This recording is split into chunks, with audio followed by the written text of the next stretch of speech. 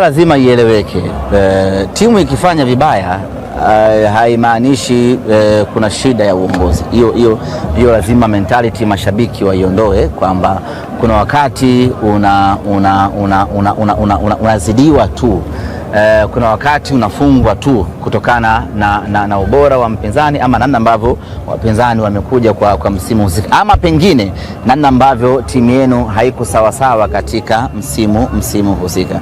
Kwa mimi ninachoamini, tumehukumiwa kutokana na ubora, na ukitaka kuthibitisha hilo ni kwamba timu tayari imeshaongoza magoli mawili, lakini tumeshindwa kuzuia kwa dakika 45 tu tuondoke na ushindi wetu wa kwanza. Kwa hiyo ukiangalia tu hapo unaona ni shida kubwa zaidi ya kiufundi kuliko ya kiutawala, ambayo tunalazimisha ionekane kwamba kuna shida ya kiutawala. Yote kwa yote ni kwamba mimi ninachoamini ni kwamba tumepoteza nafasi yetu msimu huu ya kwenda hatua inayofuata kwa sababu ya kuzidiwa na wapinzani wetu, kwa sababu za mpira wa miguu. Haya ni mapito ambayo kila timu inayapitia ili kujipanga kuelekea msimu unaokuja. Ahmed, mara baada ya kuongoza goli 2-0, ulikuwa na imani Simba itapata ushindi leo? Yaani nilikuwa na imani.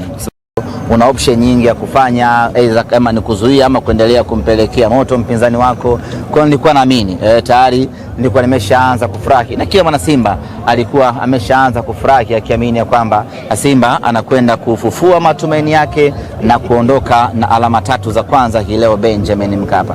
Lakini yaliyotokea yanabaki kuwa historia ya kuumiza ndani ya klabu yetu, ndo mpira. Na Simba imeonekana ikicheza vizuri sana kipindi cha kwanza, lakini walipokuja kipindi cha pili ikaonekana imeleta mabadiliko makubwa sana kwa kuwapelekea wapinzani kumiliki ball position na kupata sare ya bao mbili.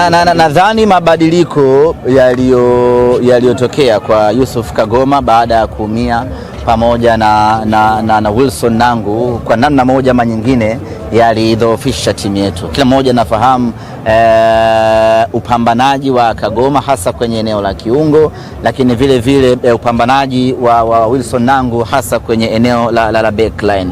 Kwa hiyo kuumia kwao kukapelekea mipango mingi ya kiufundi kubadilika, na kama haitoshi wapinzani wakaweza kunufaika na advantage hiyo. Lakini goli ambalo amesababisha Alassane Kante lilimkata kabisa na kumuondoa mchezoni, na akaomba kufanyia mabadiliko. Maana yake ni kwamba alishindwa kabisa kuhimili pressure ambayo ilikuwa inamkabili. Baada pale kila kitu ndani ya timu ikabadilika na wapinzani wakanufaika.